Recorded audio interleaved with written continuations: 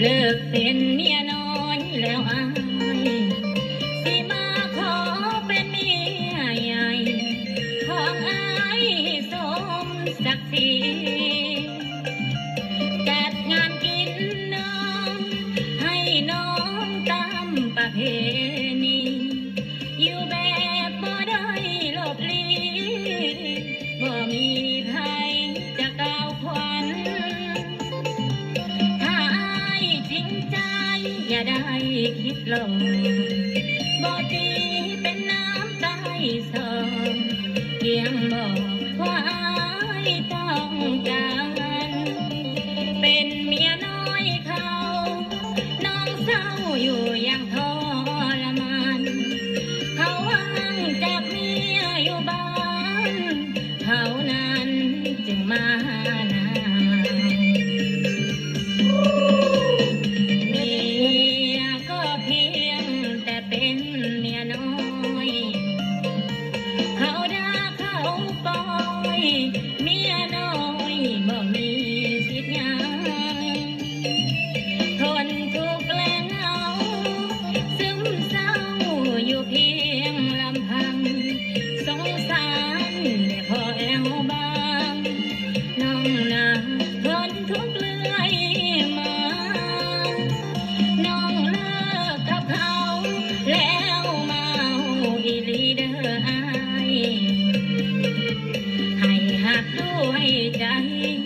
บ่หวั่นไหวคนเขานินทาผู้คนเขามองตอนนี้น้องบ่มีราคา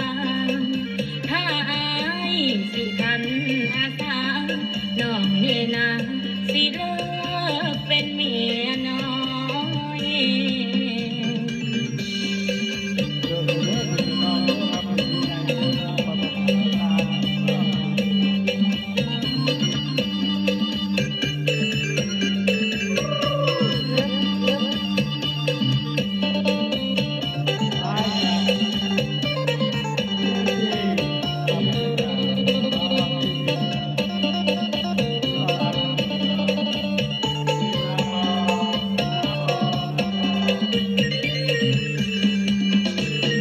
เมี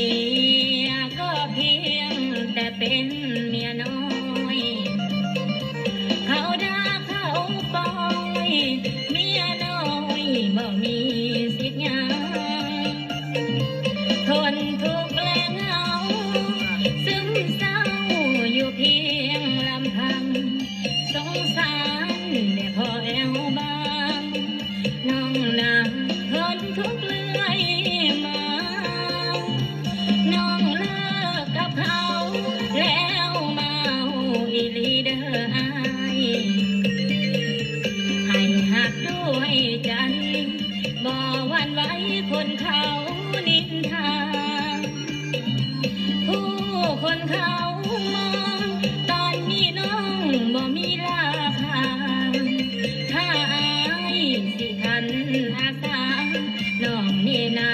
สิเลิกเป็นเมีย